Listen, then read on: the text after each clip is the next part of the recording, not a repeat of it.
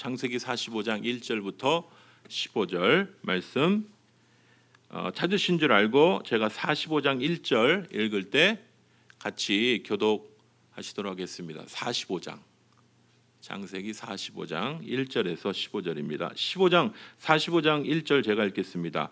요셉이 시종하는 자들 앞에서 그 정을 억제하지 못하여 소리질러 모든 사람을 자기에게서 물러가라 하고 그 형제들에게 자기를 알리니 그때 그와 함께한 다른 사람이 없었더라. 요셉이 큰 소리로 우니 애굽 사람에게 들리며 바로의 궁중에 들리더라. 요셉이 그 형들에게 이르되 나는 요셉이라. 내 아버지께서 아직 살아계시니까 형들이 그 앞에서 놀라서 대답하지 못하더라. 요셉이 왕들에게 이르되 내게 가까이 오소서. 그들이 가까이 가니 이르되 나는 당신의 아우 요셉이니 당신들이 애굽에 판자라. 당신들이 나를 이곳에 팔았다고 해서 근심하지 마소서. 한탄하지 마소서. 하나님이 생명을 구원하시려고 나를 당신들보다 먼저 보내셨나이다. 이 땅에 2년 동안 흉년이 들었으나 아직 5년은 밭갈이도 못하고 추수도 못할지라. 하나님이 큰 구원으로 당신들의 생명을 보존하고 당신들의 후손을 세상에 두시려고 나를 당신들보다 먼저 보내셨나니 그런즉 나를 이리로 보낸 이는 당신들이 아니요 하나님이시라. 하나님이 나를 바로에게 아버지로 그 온 집에 주로 삼으시며 애굽 온 땅의 통치자로 삼으셨나이다. 9절입니다. 당신들은 속히 아버지께로 올라가서 아뢰기를 아버지의 아들 요셉의 말에 하나님이 나를 애굽 전국에 주로 세우셨으니 지체 말고 내게로 내려오사 아버지의 아들들과 아버지의 손자들과 아버지의 양과 소와 모든 소유가 고센 땅에 머물며 나와 가깝게 하소서. 흉년이 아직 5해가 있으니 내가 거기서 아버지를 봉양하리이다. 아버지와 아버지의 가족과 아버지께 속한 모든 사람에게 부족함이 없도록 하겠나이다 하더라고 전하소서. 당신들의 눈과 내 아우 베냐민의 눈이 보는 바 당신들에게 이 말을 하는 것은 내 입이라. 당신들은 내가 애굽에서 누리는 영화와 당신들이 본 모든 것을 다 내 아버지께 아뢰고 속히 모시고 내려오소서 하며 자기 아우 베냐민의 목을 안고 우니 베냐민도 요셉의 목을 안고 같이 읽겠습니다. 요셉이 또 형들과 입맞추고 안고 우니 형들이 그제서야 요셉과 말하니라. 우리 잠시 말씀 받기 전에 기도하시겠습니다. 하나님, 우리의 마음을 받아 주십시오. 우리의 예배를 받아 주십시오. 우리의 혼란한 상황 가운데 여전히 당신은 우리의 왕이시오. 우리의 복잡한 또한 피곤한 우리의 삶 가운데 주님은 여전히 우리의 주인 되십니다. 주께 예배하려 이 자리에 모인 주의 무리 가운데 오셨어. 주여 주여 임재하여 주시고 주여 우리가 무엇으로 살아가야 할지 우리의 입술에 우리의 마음에 당신의 말씀을 부어주십시오. 주여 주의 말씀 없이는 주의 백성이 살 수 없습니다. 주의 은혜 없이는 주의 하늘의 양식된 만나 없이는 우리가 살 수 없습니다. 우리에게 채우시고 먹이시고 새롭게 하여 주셔서 죽어가는 메말른 우리의 영혼이 다시 한번 주의 말씀으로 생명을 경험하며 다시 한번 순종함으로 새 생명 가운데 승리를 누릴 수 있는 주의 백성들 되게 하여 주시옵소서. 하나님, 오늘도 귀한 예배로 예배케 하여 주심을 감사합니다. 주여 영광 받아 주시옵소서. 비가 쏟아지는 와중에도 저 남부지방에는 수많은 피해가 있고 또 중부지방에 피해가 예상되고 벌어지고 있는 가운데 있습니다. 하나님, 그 와중에도 우리가 감사의 제목을 찾을 것은 주님, 우리에 있는 모든 것이 주로부터 받은 것인데 하나님, 우리의 것인 양 생각하고 우리의 시간, 우리의 재물, 우리의 모든 능력인 양 생각했던 우리의 교만함을 주 앞에 내려놓고 다시 한번 주 앞에 받은 모든 것을 다시 한번 되새겨 볼 때 주님 감사합니다. 우리의 것들이 다 사라지지 않도록 붙들어 주심을 통하여 감사합니다.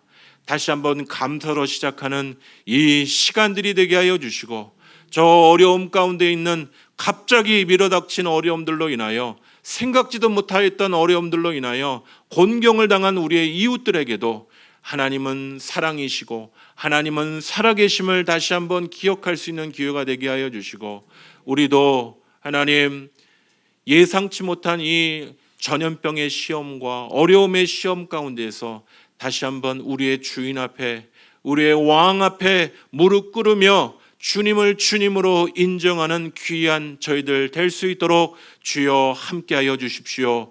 주님, 우리가 주님을 인정할 때 그의 백성은 빛나게 될 줄 믿습니다. 주의 백성이 주 안에 머물 때 빛나는 존재가 될 줄 믿습니다. 주여 이 땅을 고치시옵소서. 이 땅의 교회를 고치시옵소서. 이 땅의 주의 백성들을 새롭게 하여 주시옵소서.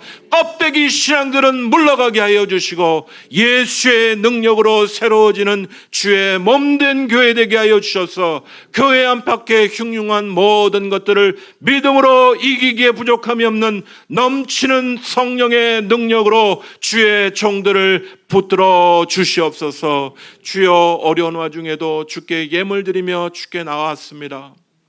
주님 드릴 것이 없어 연약하지만은 그러나 주님 우리의 생명은 있지 않습니까?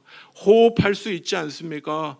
만사에 감사하게 하여 주시고 만사에 기뻐하게 하여 주시고 매사에 기도하는 주의 종들로 모든 상황과 환경 가운데 이기고 승리하는 주의 종들 되게 하여 주시옵소서. 아버지 하나님 작은 보리떡 5개와 물고기 2마리로 5,000명을 먹이신 것처럼 하나님의 기적의 역사가 이 드려진 예물 위에 넘치게 하여 주셔서 오늘도 주의 몸된 교회를 통하여 복음이 확장되며 전해지는 귀한 은혜가 계속될 수 있도록 주여 축복하여 주시옵소서. 오늘도 주의 말씀을 간절히 사모하는 주의 무리 가운데 주의 말씀으로 생명의 떡으로 우리를 먹여 주시옵소서. 감사드리고 예수 그리스도의 이름으로 기도합니다. 아멘.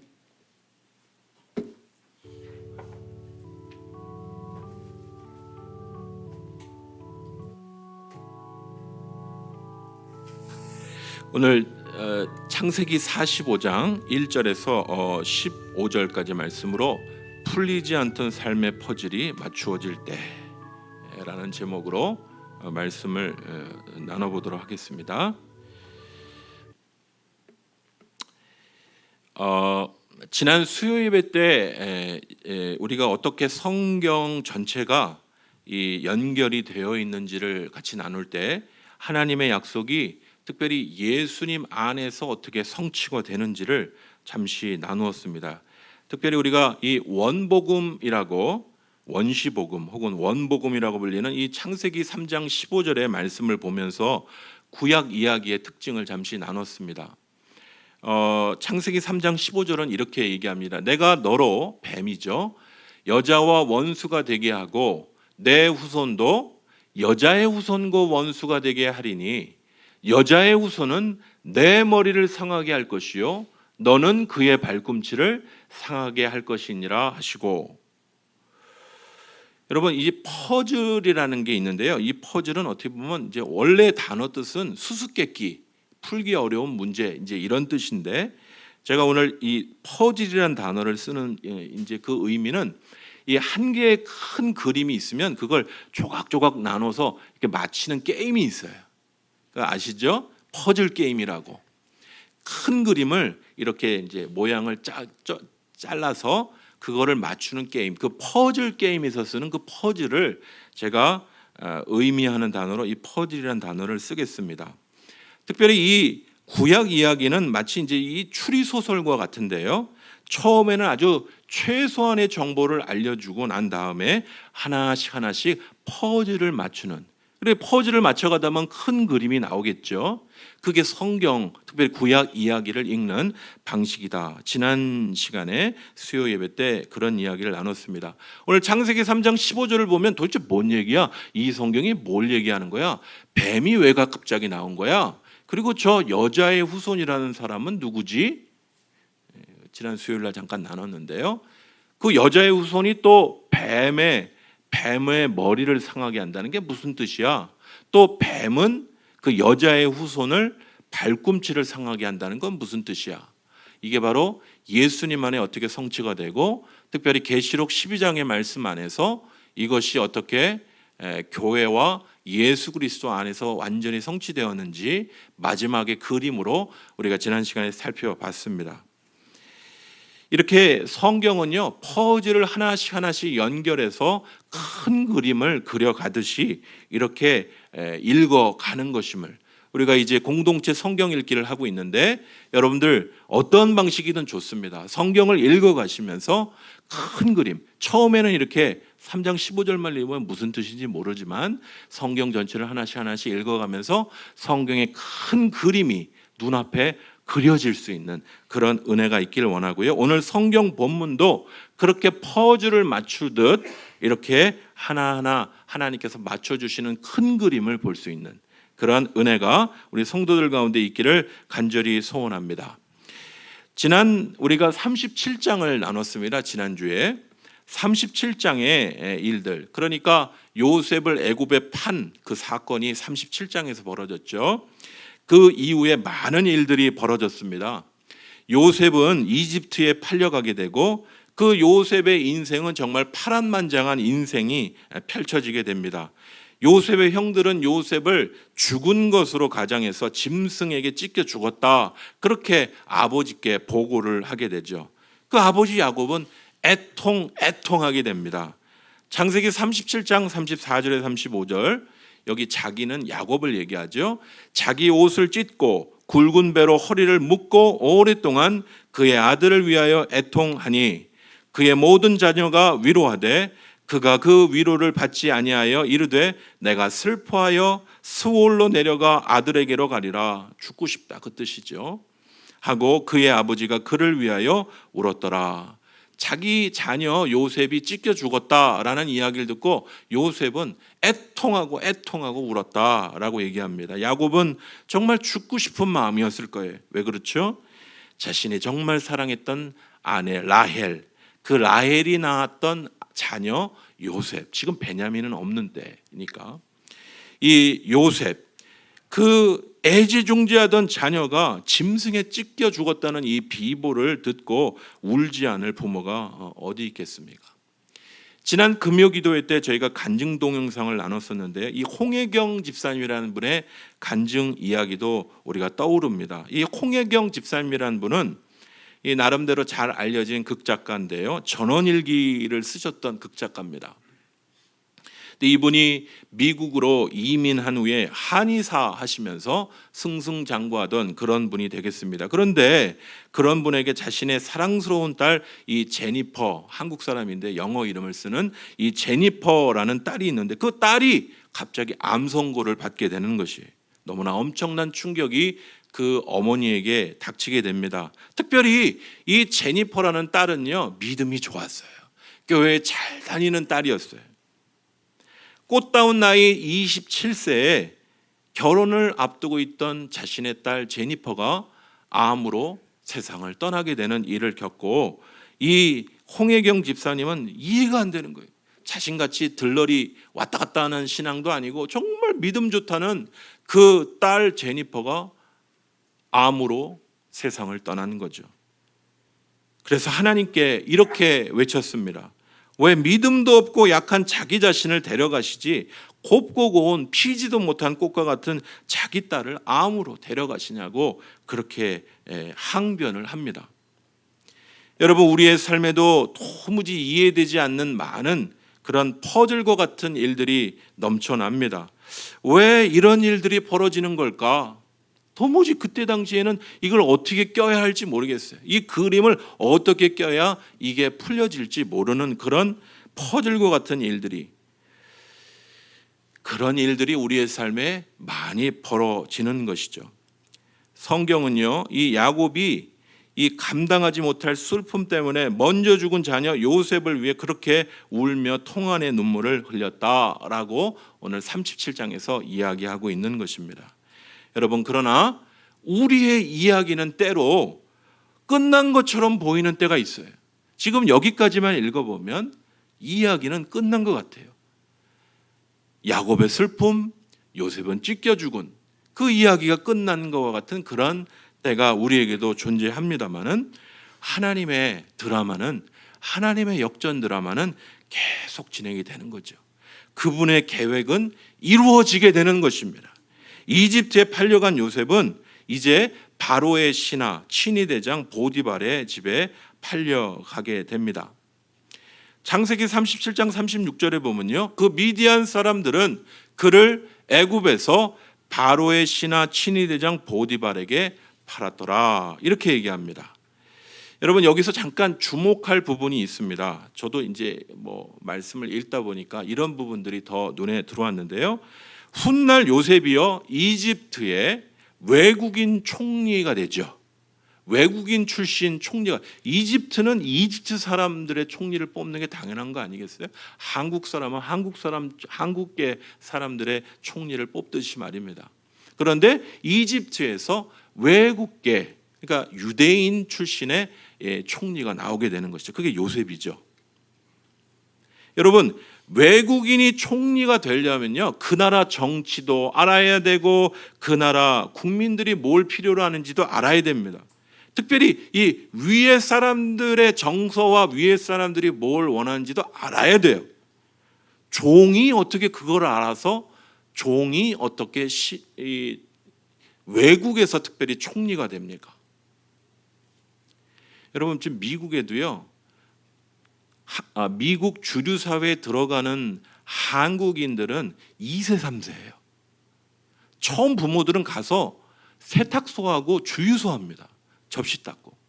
1세대가 정계에 들어갔다, 그런 얘기는 거의 들어보기, 말도 잘 안 통하는데, 그죠? 김미 초콜릿 이거 하던 사람들이 어떻게, 이 외국 사람들이 그냥 장사나 하는 정도지 어떻게 정계에 들어가서 총리가 되고 영향력을 미치는 자리에 들어갈 수 있겠어요? 그런데요, 우리가 여기 주목할 것은요, 요셉이 이집트의 종의 신분으로 팔려갔지만 팔려간 것이 하나같이 고위층 집의 종으로. 이 뒤에 큰 손이 있다는 거 여러분 느껴지십니까? 보디발 아내의 이 어처구니 없는 고발로 감옥에 갇힐 때도 왕의 대신들이 갇혔던 감옥에 갇히는 거예요. 무슨 얘기냐면 정치인들이 관여가 되는 것은 검찰입니다. 일반 시민은 경찰이 다루는 거예요. 그러니까 정치인 소관은 검찰이에요. 아무나 검찰에 불려가는 게 아닙니다. 끌려간 감옥이 왕의 신하들이 갇혀 있는 곳, 그러니까 정관계 인사들과 만날 수 있는 곳에 끌려가요. 왜 그렇죠? 보디발 장군의 종이었으니까. 여러분, 하나님이 이렇게 판을 깔아놓으면요, 하나님이 일하시는 일들이 좀 달라요. 제가 이제 해석을 좀 했는데 창세기 37장 46절을 보면 그를, 요셉이죠, 애굽에서 바로의 신하 친위 대장이 뭐예요? 경호대장이에요.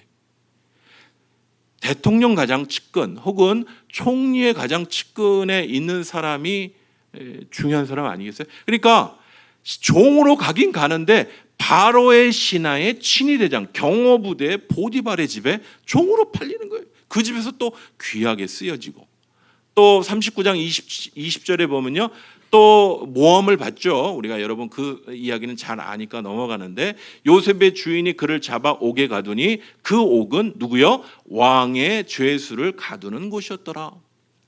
왜 갇히는 곳에 이렇게 정치인 중심으로 이렇게 있는 사람들에게 갇히게 되는 걸까요? 여러분, 이집트의 종으로 끌려간 이 요셉의 삶이 이 만만한 삶이었다는 얘기를 하는 게 아닙니다. 우리가 너무 이 시간들을 건너뛰니까 여러분 그 이야기를 다 할 수는 없지만은, 고대 종이라는 신분은요, 주인의 놀이객감이고요. 여성이면 특별히 주인의 놀이객감. 너 오늘 우리 방에 들어와. 그러면 종은 들어가야 되는 거예요. 우리나라도 양반 밑에 종들이 그런 취급들을 많이 받았죠. 주인의 소유물입니다. 고대 종들은. 특별히 권력 가진 주인에게 이 종은 이 고난이 있지 않겠습니까? 죽여라 살려라, 죽여라 살려라. 여러분, 그런 요셉이 보디발의 집에서 주인의 아내가 이렇게 눈짓을 보내는데 안 들어간다? 이건 뭐 거의 죽겠다는 뜻이에요. 거의 있을 수가 없는 거예요. 감옥에서 또 어떠한 고초를 당했을까? 종의 신분이고 외국인의 신분이고. 그러나 우리가 이 성경 이야기의 흐름 속에서 이 강조되는 부분을 꼭 놓치면 안 되겠습니다. 뭐냐면요, 성경은요 요셉이 왜 이집트에 팔려간 이야기를 하고 있는 걸까요? 성경이지 않습니까? 우리가 읽는 하나님이 주인공이신 이 성경 이야기가 왜 요셉이 이집트에 팔려간 이야기를 하고 있는 걸까요? 그것은 바로 하나님의 큰 계획, 다른 말로는 섭리 속에서 이 드라마를 봐야 된다는 거예요. 이 이야기를 봐야 된다는 겁니다. 성경의 진짜 주인공 되신 하나님이 인간 조연들을 통해 이루시는 성경 드라마의 내용들을 볼 수 있는 눈이 있어야 된다는 거예요. 바로의 친위대장 보디발 밑에 있을 때 39장에 그런 표현들이 있습니다. 39장 2절에서 3절 보면요, 여호와께서 요셉과 함께 하심으로, 그 밑에도 보면요, 여호와께서 그와 함께 하심을 보며 그의 주인이 그렇게 봤다는 거죠. 여러분, 누명을 쓰고 왕의 죄수로 갇혀져 있는 그러한 때에도 이런 표현들이 계속 나옵니다. 창세기 40장에 보면 왕의 신하들, 술 맞고 떡 굽는 자, 그는 지금으로 얘기하면 청와대 음식 만드는 그런 곳, 그죠? 그런 곳이 되겠습니다. 여러분, 청와대 이발사만 해도 끝발이 끝내주는데, 그죠? 머리 잘라주면서 각하 어디가 뜨겠습니까? 그러면 그 땅 정보 알아서 그죠? 사면 되는 거 아니에요, 그죠? 연이어 창세기 41장에 보면요, 바로의 꿈도 해몽해 주는 그런 일들에 사용이 되게 됩니다. 이 꿈도 해몽하지만 이 미래의 대비책까지 이 바로 왕에게, 이 바로는 어떤, 바로는요 영어로 파라오입니다. 파라오. 이집트의 왕이에요. 지금 트럼프가 대단하다 하지만 이집트의 파라오는 해가 지지 않던 이집트를 다스리던 왕이에요. 그 왕이 귀하게 여기지 않겠습니까? 꿈도 해몽하고 나라의 정책도 이야기할 수 있으니 말입니다. 창세기 41장 38절에서 40절에는 바로가 그의 신하들에게 이르되 이와 같이 하나님의 영에 감동된 사람을 우리가 어찌 찾을 수 있으리요? 하나님이 이 모든 것을 내게 보이셨으니 너와 같이 명철하고 지혜 있는 자가 없도다. 너는 내 집을 다스리라. 내 백성이 다 내 명령에 복종하리니. 종이고 외국인인 이 요셉을 얼마나 높여주신지 몰라요. 하나님의 은혜인 줄 믿습니다. 여러분, 어려울 때는요 외국인들은 눈총받게 돼 있어요. 여러분, 나라가 흉흉하면 우리나라 들어와 있는 외국인 노동자부터 쳐내기 시작하죠. 미국이 지금 그 일하고 있잖아요. 우리가 힘든데 우리 일자리 뺏어간다고, 그죠? 그 와중에 외국인이요 종의 신분이었던 이 요셉을 높이 들어 쓰시는 이 일에 뒤에 하나님의 큰 손이 여러분 보이지 않으십니까? 보디발의 집에서 인정받고 쓰임받던 요셉은요 이 바로 왕에게도 귀하게 쓰임받는 존재, 여러분이 잘 알다시피 이집트의 총리가 되는 것입니다. 저는 이 동서중앙교회 성도 모든 분들이 이렇게 세상에서 존귀하게 쓰임받는 귀중한 그런 존재가 되시기를 간절히 소원합니다. 정말 이 세상에요 있으나 마나한 사람들이 많아요. 그리고 어떤 사람들은 자기 자신만을 위해 살아갑니다. 그런데 어떤 사람은 자신이 가진 것을 나누어 많은 사람들을 존귀케, 그죠? 자기 자신만 그러니까 다른 사람을 높이니 자기도 높여지는 거죠. 그러한 귀한 사람들이 또 적지 않아 많이 있는데 우리 동서중앙교회 성도들이 그렇게 각 분야에서 하나님의 영광을 돌리며 하나님께서 높여주시는 그런 은혜를 누리기를 간절히 소원합니다. 이 요셉이 이집트의 종으로 끌려가 어려운 시간을 겪지만은 하나님이 이렇게 축복하시는 존재가 된 것이죠. 여러분, 이 이야기를 보면서 여러분 뭔가 예전에 읽었던 내용들이 떠오르지 않습니까? 창세기 30장 27절에 30절, 그 아버지 때도 그랬어요. 야곱이 뭐 잘한 거 없어요. 여러분 잘 아시죠? 야곱이 얼마나 경쟁심 많은 사람인지. 형을 누르고 아버지를 속이고. 그런데 그 하나님의 축복이 이 야곱에게 이루어질 때 이 라반이 고백하는 고백, 네가 오기 전에 이 외삼촌의 소유가 적더니 번성하여 때를 이뤘다. 하나님이 라반의 집에 복을 주시는 이유는 야곱 때문이에요. 여러분이 가시는 곳에, 하나님께서 여러분이 머무시는 곳에 하나님의 영광을 위하여 이런 축복을, 이런 귀한 복을 내려주시는 은혜가 있기를 간절히 소원합니다. 여러분, 바로 이 성경의 인물들은요, 인간적인 약점이 있고 부족한 사람들입니다. 그러나 하나님께서 그들을 축복하시는 것이죠. 여러분, 그들이 개인적인 부와 명성을 얻을 뿐 아니라 다른 사람을 위한 축복의 삶을 살게 되는 것입니다. 이건 아브라함도 이삭도 야곱도 요셉도 마찬가지인 것입니다. 여러분 기억하십시오. 그리스도인인 여러분과 저의 삶은 그리스도의 것이어야 합니다. 우리를 부르셔서 축복하신 하나님의 은혜는 우리만을 위해서 주신 것이 아니고 복을 흘려 보내도록, 축복하도록, 열방이 축복을 누리도록, 하나님의 복을 누리도록 우리를 축복하시는 거예요. 그래서 그리스도인은 하나님의 축복을 세상에 드러내는 존재가 되어야 합니다. 어디 가든 하나님이 복을 주실 거예요. 그런데 그 복은 하나님의 영광을 드러내도록 주시는 복입니다. 여러분, 축복의 존재가 그 축복 근원으로부터 떨어지면 복된 존재가 될 수 없는 거죠. 여러분, 포도나무 가지에 포도나무 가지가 포도나무에 붙어 있듯이 축복의 근원에 붙어 있는 주에 계신 주의 귀한 성도들 되시기를 간절히 소원합니다. 너무 앞에 구절이 길어서 이제 45장에 들어가 보도록 하겠습니다. 여러분, 기근을 맞아서 지금 한 2년 정도 기근이 지났다. 그러니까 7년 기근이 왔는데 이제 2년. 그럼 몇 년 남은 거예요? 아직도 5년이나 남은. 아직도 기근이 계속. 저는 오늘도 지난주에 저희 홈페이지에도 올려놨지만은 배에서 40일 밤낮을 지냈던 노아의 마음과 같이 도대체 이 코로나는 언제 멈추고 이 어려움은 언제 멈춰질까? 지금 2년 지난 거예요. 그래 얼마나 극심하겠어요. 그죠? 얼마나 이 기근이 심하겠습니까? 있는 걸로 먹고 버티다가 이제는 도무지 어쩌 자기 가산을 다 팔아서 저기 이집트에는 먹을 것이 많다 하니 이집트로 내려간 것이에요.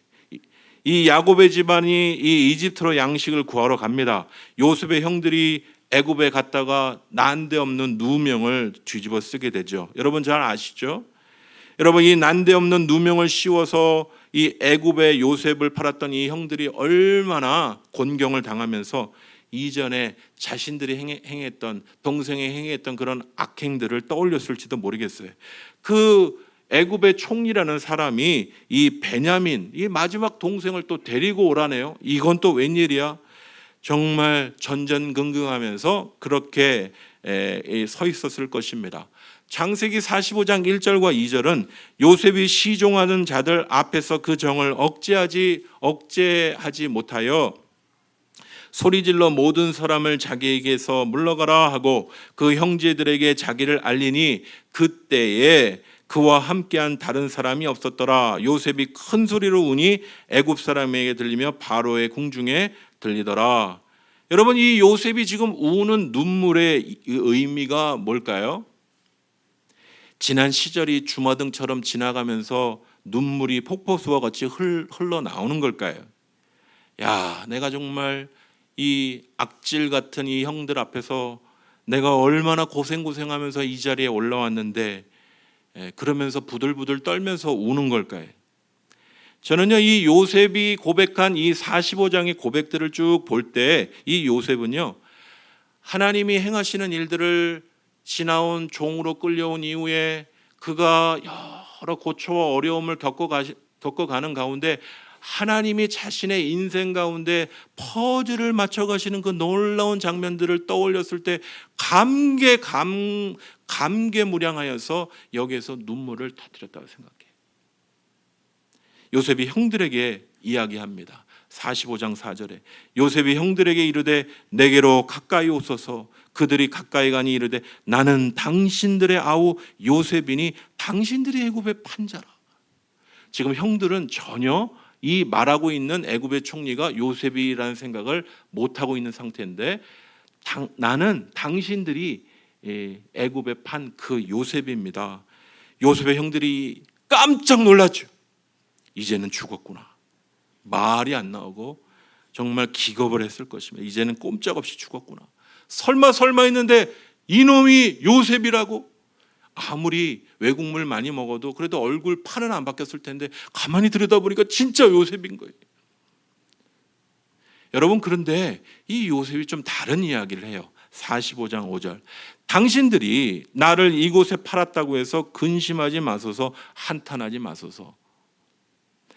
누가 생명을 구원하시러 이 자기를 보내셨다고 고백합니까? 제가 빨간 글씨로 썼어요. 꼭 기억하시라고. 하나님이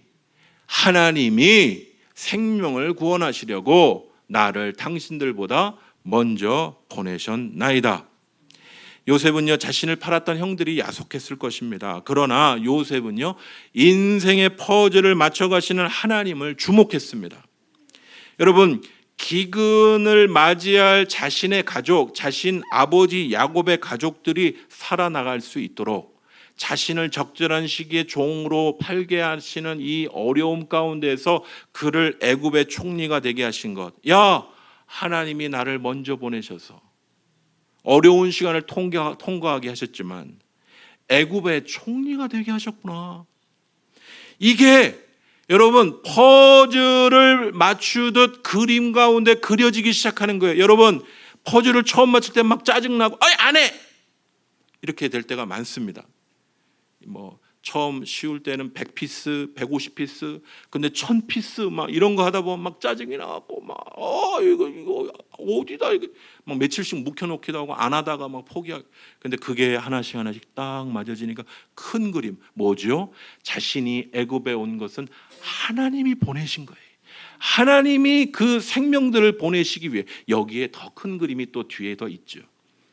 하나님이 그 가족만 구원하실 계획이 아니라 하나님의 더 큰 계획, 창세기 12장의 계획, 그리고 창세기 전체의 계획까지 연결이 됩니다마는 하나님께서 이 모든 일들을 하나님께서 이루셨구나라는 큰 그림이 보이기 시작하자 요셉은 자신 안에 있는 그 분노가 아닌 하나님이 모든 큰 그림을 맞춰 가셨으니 그 하나님 앞에서 울게 된 것입니다. 45장 8절 우리 같이 한번 크게 읽어보실까요? 45장 8절 시작.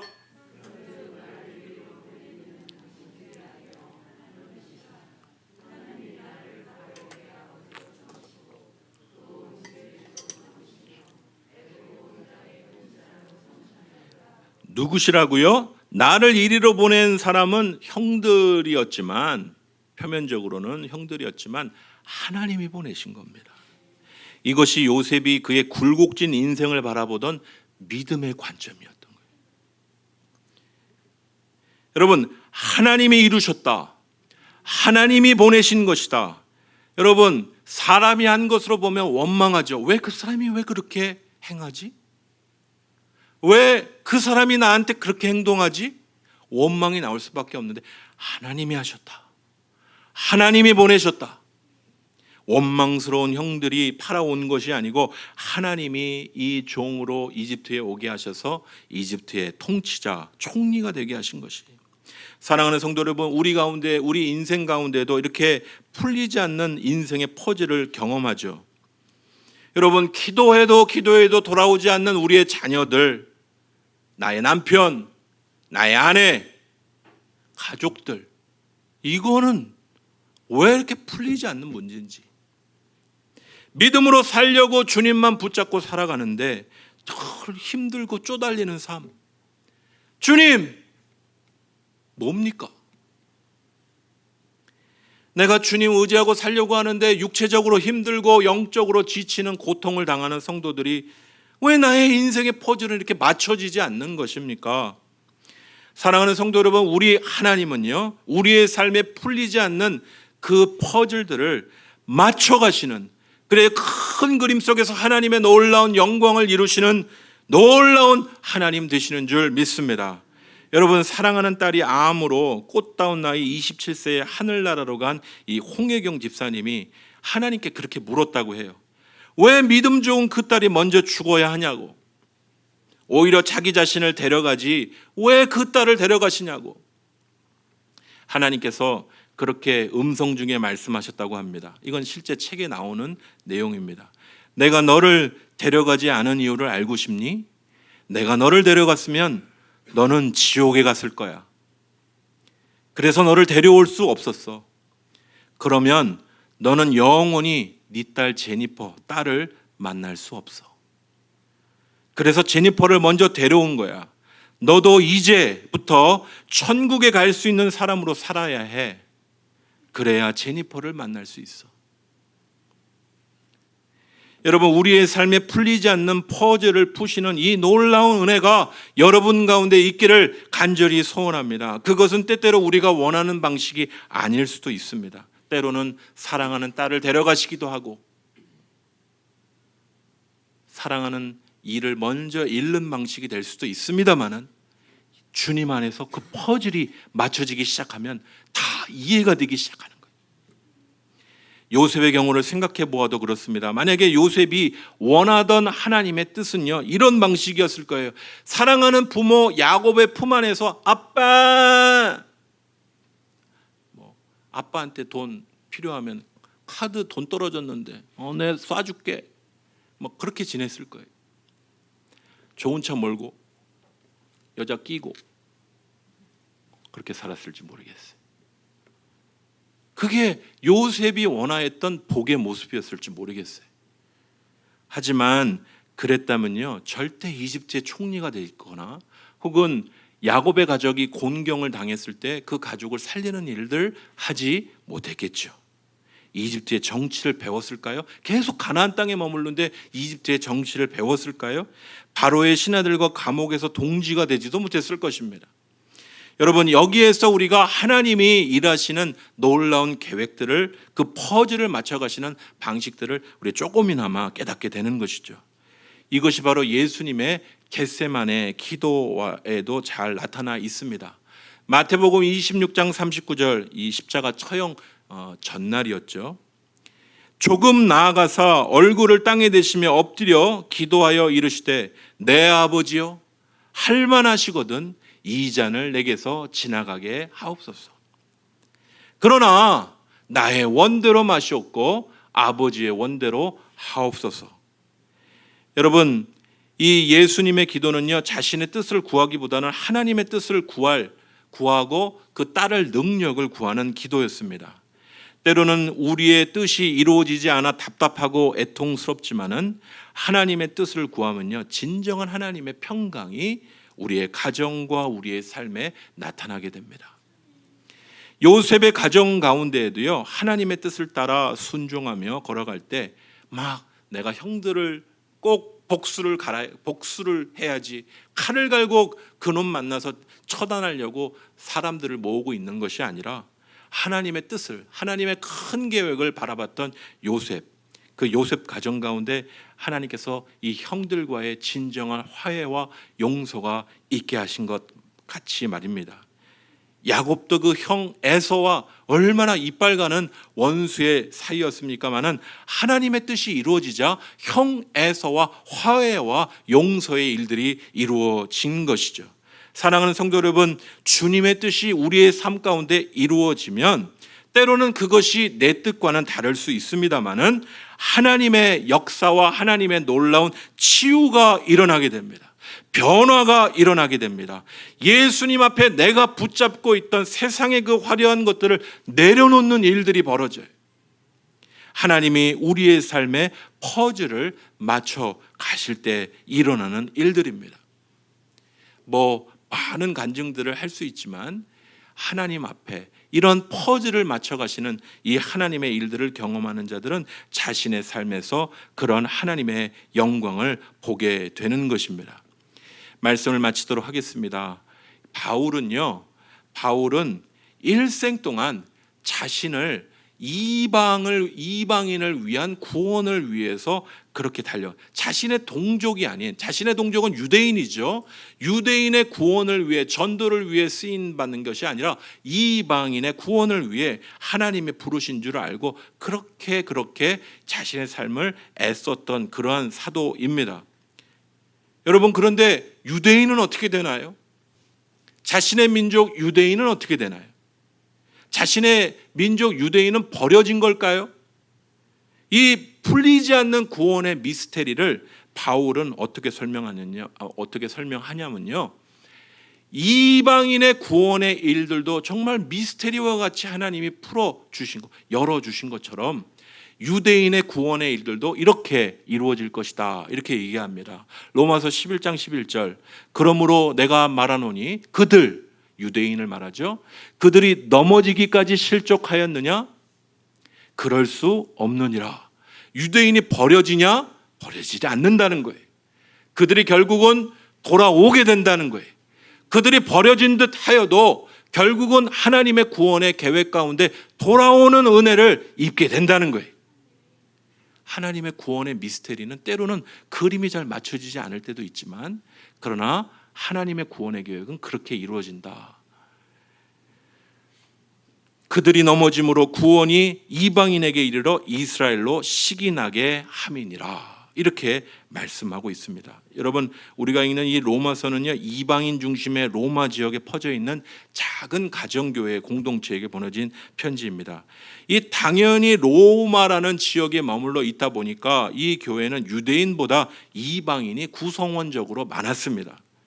헤게모니가 이방인에게 넘어갔던 것이, 그래서 유대인들, 전통적으로 교회를 믿어왔던 3, 4대 믿어왔던 유대인들을 깔보기 시작했던 것입니다. 사실 유대인들이 욕먹어도 싸긴 하죠. 그들의 불순종으로 욕먹어도 싸긴 하죠. 그러나 바울은 로마서의 편지를 보내면서 너희 이방인 그리스도인들이여 유대인을 깔보면 안 돼 라고 얘기하는 게 로마서 편지 내용이에요. 유대인들이 구원에서 소외된 이 이상한 상황들이 하나님의 큰 퍼즐 가운데에서는요, 이방인의 구원들을 이루실 뿐만 아니라 이전에 하나님의 그 역사 가운데 있었던 이 유대인들도 하나님의 구원에 들어오도록 시기 나서, 그죠? 하나님의 놀라운 은혜를 누렸다가 하나님의 저주와 심판 가운데 곳곳에서 헤매고 나라 없이 헤매고 고생하다가 결국 하나님의 뜻을 깨달아 알아 돌아오는 그 큰 그림, 큰 퍼즐을 맞춰가시는 하나님의 구원 계획을 이 바울 사도는 이야기하고 있는 것이.